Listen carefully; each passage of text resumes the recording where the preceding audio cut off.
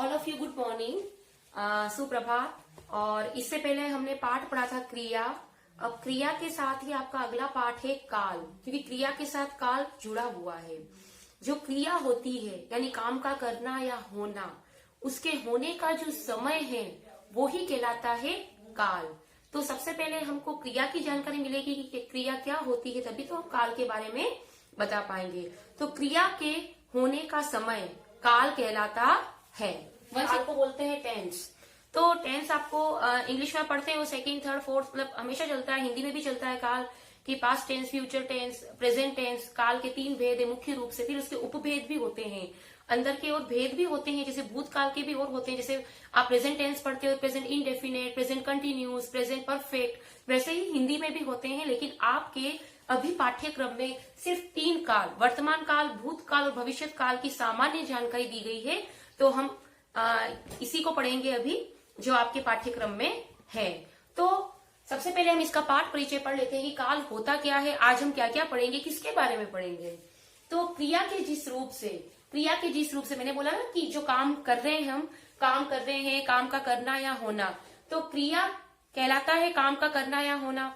तो क्रिया के जिस रूप से कार्य के होने के समय का पता चले, यानी क्रिया तो हो रही है और क्रिया के होने का जो समय है उसका पता चले, तो वह उसे काल कहते हैं, वह उसका काल कहलाता है, क्रिया का काल।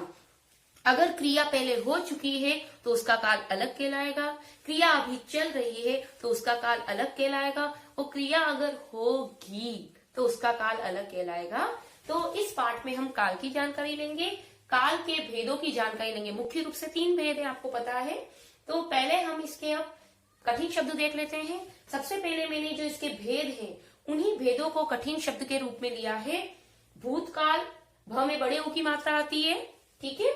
उसके बाद वर्तमान काल, मैंने बोला ना व के बाद र जो आता है वो रेफ के रूप में, जो आधा र है उसको हम ऐसे नहीं लिखते।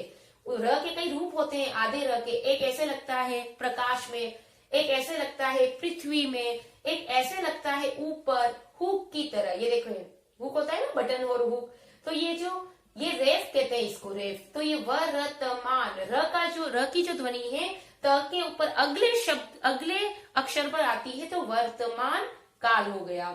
इसके बाद आपका है भविष्यत काल। त के नीचे आपको हलंत लगाना है, संस्कृत में होता है हलंत, अभी आपके नहीं है, नेक्स्ट ईयर आपकी संस्कृत आएगी, लेकिन देख लो हलंत क्या होता है। भविष्यत काल, भविष्य काल नहीं होता है, ओनली भविष्यत काल होता है। भूतकाल को इंग्लिश में अपन क्या बोलते हैं, पास्ट टेंस, वर्तमान प्रेजेंट टेंस, भविष्यत काल फ्यूचर टेंस। इसके बाद कार्य, वही र का जो रेफ के रूप में ऊपर अगले अक्षर पर आया है। भेद नेक्स्ट आपका हार्ड वर्ड है। इसके बाद क्रियाएं, क्रिया तो लिखना आता है, क्रियाएं, क्रिया का बहुवचन रूप क्रियाएं, ए के ऊपर अनुस्वार है, अनुनासिक है, ये है अनुनासिक। जो सिर्फ अनुस्वार क्या होता है, जो नाक और मुंह से दोनों से ध्वनि आए है ना, ये अनुस्वार, ये अनुस्वार नहीं, अनुनासिक है, ठीक है। अब जिसकी ध्वनि आती है चंद्रमा और स्टार, अनुनासिक, अनुस्वार ओनली बिंदी। अंतर्गत, अन के ऊपर अनुस्वार लगाए, अंगूर के ऊपर अंतर्गत, और अंतर र की जो ध्वनि है वो रेफ के रूप में घ के ऊपर आ गई, अंतर्गत।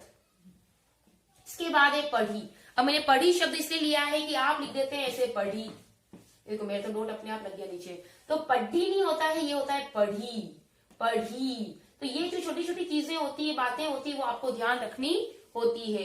इसके बाद आपका जो कठिन शब्द है वो है चाहिए। चाहिए मैंने कई बच्चों के देखा है कि आप चाहिए जो शब्द होता है उसे आप सही नहीं, चाहिए चाहिए लिखते हैं, ऐसे चाहिए, हमको ये चाहिए, चाहिए जो बोलते हो ना वही लिखते हो, इसलिए बोला भी सही करो ताकि आप लिखो भी सही। तो ये होता है चाहिए। इसके बाद होता है चिन्ह। ये बार बार कई पाठ में मैंने ये चिन्ह जो कठिन शब्द है इसको लिया है।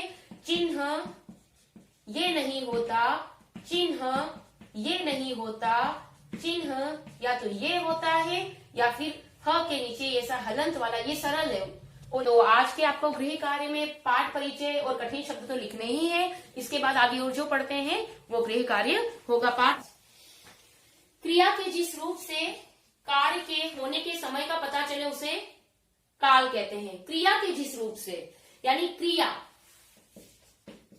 वह कर जा रहा है, वह कर गया, वह कर जाएगा, वह पढ़ता है, वह पढ़ेगा। अभी देखो क्रिया के जिस रूप से, अब क्रिया हो रही है, जाना क्रिया है, गया क्रिया है, जाएगा क्रिया है, पढ़ता है क्रिया है, ये सहायक क्रियाएं है ना। पढ़ेगा क्रिया है, मुख्य क्रिया, ठीक है। तो ये जो क्रिया है मेन वर्ब है, जाना, जैसे जाना, मान लो जाना या जा रहा है, पूरे ही क्रियापद है, ये पूरे ही क्रियापद आएगा जा रहा है, क्योंकि रहा भी सहायक क्रिया है इसलिए। तो जाना, गया, जाएगा। अब क्रिया हो रही है, घर को जाना जा रहा है, वो घर गया, जाएगा, या वह पढ़ता है, पढ़ना भी एक क्रिया हो रही है, या वो पढ़ेगा, ये वह पढ़ लिया या वह पढ़ चुका, ठीक है। तो अब क्रिया तो हो रही है लेकिन उसका समय क्या है, वो समय जब पता चलता है तो वो कहलाता है हमारा काल। तो ये मैंने वैसे आपको समझा दिया। अब इसके तीनों भेद देख लो।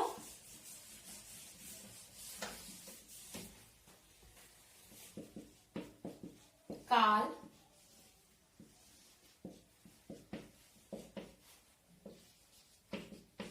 भूतकाल, वर्तमान काल और ये भविष्य काल, ठीक है।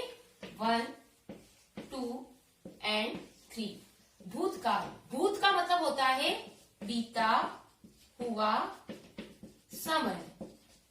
वर्तमान का मतलब होता है चल रहा समय। और भविष्य काल का समय आने वाला समय। तो जब क्रिया बीते हुए समय में हो तो भूतकाल, चल रहे समय में अभी हो, मैं पढ़ा रही हूं, वो अभी हो रहा है काम, तो वो वर्तमान काल। और जो काम आने वाले समय में होगा, आप गृह कार्य करेंगे, आने वाले समय में करोगे तो वो भविष्य काल में जाएगा। अब इसको अलग अलग समझ लेते हैं थोड़ा सा। काल, सबसे पहले जो बीत गया उसके बारे में पढ़ेंगे हम, भूतकाल। इसका शॉर्ट नेम है बीता हुआ समय, ठीक है बेटा। समय पूर्ण विराम लगाना आवश्यक है। बीता हुआ समय, क्रिया के जिस रूप से कार्य के, क्रिया के जिस रूप से कार्य के बीते हुए समय में होने का चले उसे, डेफिनेशन अलग अलग होती है बेटा, सब जगह, उसे भूतकाल कहते हैं, ठीक है। डेफिनेशन देखो, भूतकाल का अर्थ क्या होता है। भूतकाल का जो अर्थ होता है वो होता है बीता हुआ समय, यानी पास्ट टेंस, जो बीत चुका है। बीता हुआ समय इज इक्वल टू भूतकाल। तो क्रिया के जिस रूप से, क्रिया के जिस रूप से कार्य के बीते हुए समय में होने का पता चले, यानी क्रिया हो रही है वो बीते हुए समय में हो रही है, तो उसे भूतकाल कहते हैं। जैसे इसमें था, थे और थी, ये आपके पहचान के चिन्ह हैं। था, थे, थी आप simple present tense, simple past में पढ़ते हैं ना, इंडेफिनेट में था, थे, थी, लेकिन इसके रूप में बदल जाते हैं। वह गया, अब गया में कहा था, थे, थी आया। वह गया, वह जा चुका था, ऐसे वो तो था आया। तो जो बीते हुए समय में जो क्रिया हो रही है वो कहलाएगी भूतकाल की क्रिया, ठीक है। अब इसका उदाहरण देख लीजिए आप। पहला, तान्या नाच रही थी। राकेश खा रहा था। वह घर गया। यानी कि ये बीते हुए समय में काम हुआ, ये बीते हुए समय में काम हुआ, घर गया। यानी कि जहां आपको पता चले कि जो काम हो रहा है वो बीत गया, वो हो चुका है, चुका चुकी चुके, हो चुका है, तो वो कहलाएगा आपका भूतकाल। ठीक है, तो ये था हमारा भूतकाल। अब हम पढ़ते हैं वर्तमान काल। चल रहा समय। वर्तमान का मतलब होता है चल रहा समय, जो भी समय चल रहा है। आप पढ़ रहे हो, है ना, आप बच्चा चुपचाप बैठा है, बच्चा ध्यान दे रहा है, तो जो काम अभी चल रहा है, जो काम आप कर रहे हैं, वह नाच रहा है, वह खेल रहा है, वह गा रहा है, सूरज चमक रहा है, बादल हो रहे हैं, तितली फूलों का रस चूस रही है। ठीक है, तो जो काम अभी चल रहा है वह कहलाएगा वर्तमान काल में। तो चल रहा समय इसका शॉर्ट फॉर्म है वर्तमान काल, यानी चल रहा समय। ठीक है, क्रिया के जिस रूप से कार्य के वर्तमान समय में, वर्तमान का मतलब क्या होता है, चल रहा समय, यानी अभी जो काम हो रहा है, अगर ये पता चले तो वो वर्तमान काल होता है। उदाहरण, बिना उदाहरण की कोई डेफिनेशन पूरी नहीं होती। सूरज चमक रहा है। आप बोलोगे मैडम अभी तो नहीं चमक रहा है। बादल हो रहे हैं, यानी जो काम अभी हो रहा है। ठीक है, अभी जो काम हो रहा है वो कहलाएगा वर्तमान काल। Future tense. फ्यूचर टेंस इसका मतलब क्या होता है बेटा? फ्यूचर का मतलब क्या होता है? फ्यूचर यानी आने वाला समय। भविष्य का मतलब होता है आने वाला समय। भूतकाल बीता समय, वर्तमान काल चल रहा समय, भविष्य काल आने वाला समय। तो जो काम बीते हुए समय में हो गया भूतकाल, जो अभी हो रहा है, मैं पढ़ा रही हूँ, आप पढ़ रहे हो, मैं सुना रही हूँ, आप सुन रहे हो, तो वर्तमान काल। और जो आने वाले समय में काम होगा वो भविष्य काल। तो भविष्य का मतलब होता है आने वाला समय। देखो आपकी बुक में ये दे रखा है, आने वाला समय is equal to future tense. क्यों दिया? राम 15 जनवरी को जन्मदिन मनाएगा।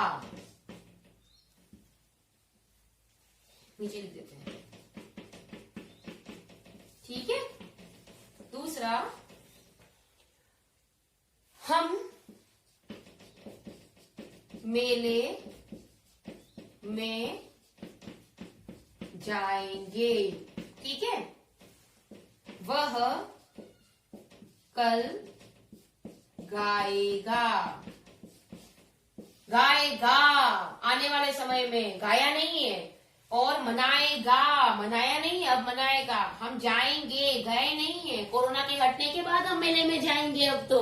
ठीक है, तो जो काम आने वाले समय में होता है तो उसे भविष्य काल कहते हैं। क्रिया के जिस रूप से उसके आने वाले समय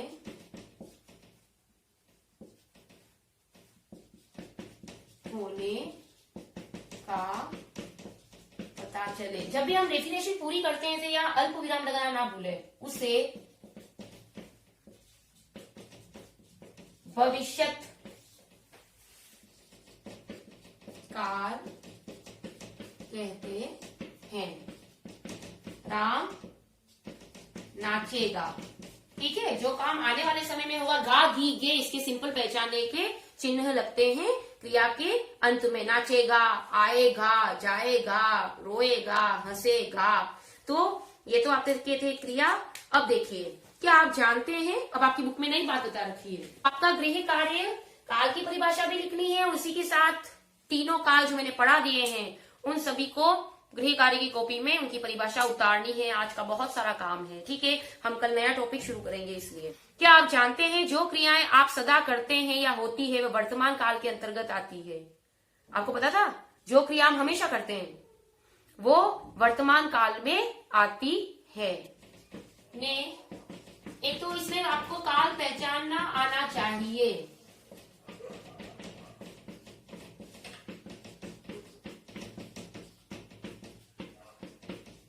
आपको क्वेश्चन 2 टाइप से बनते हैं। एक तो परिभाषाएं तो आती है, परिभाषा पूछ लेते हैं तो परिभाषा को अंडरस्टैंड करना सीखो कि परिभाषा रटनी नहीं हो, कई परिभाषाएं समझनी भी होती है। बेटा समझोगे उतना ज्यादा समझ में आएगा। तो भूतकाल यानी बीते हुए समय, तो बीते हुए समय में क्या होता है बेटा कि रोहित है, ये रोहित करता है ना। रोहित आपका सब्जेक्ट है, सब्जेक्ट इज इक्वल टू करता, नाउन भी है, सब्जेक्ट भी है, एक वचन भी है, ठीक है। ने आपका कारक चिन्ह है, ठीक है। कविता इसका कर्म है, जो काम कर रहा है वो। पढ़ना क्रिया है। अब क्रिया का समय क्या है वो अगर हम बता देते हैं तो वो उसका हमारा काल कहलाएगा। कविता पढ़ी, पढ़ी कब, यानी इसमें हमको पता चल रहा है कि पहले पढ़ी, तो ये भूतकाल हो गया। अब इसी को अगर चेंज करना आए, ऐसे क्वेश्चंस भी आएंगे। एक तो आप काल पहचानो, एक आप उसको काल को परिवर्तित करो दूसरे काल में। तो रोहित कविता पढ़ रहा है, इसी भूतकाल को हमने रहा है में चेंज कर दिया, यानी कि जो काम अभी चल रहा है, यानी कि वर्तमान काल। उसके बाद रोहित जो है वो कविता पढ़ेगा, यानी आने वाले समय में जो काम करेगा तो वो कहलाएगा भविष्यत काल, यानी कि जो काम आने वाले समय में होगा। इसी सेंटेंस को मैंने 3 रूप में चेंज किया। रोहित ने कविता पढ़ी, रोहित कविता पढ़ रहा है और रोहित कविता पढ़ेगा। तो ये था हमारा आज का अध्ययन।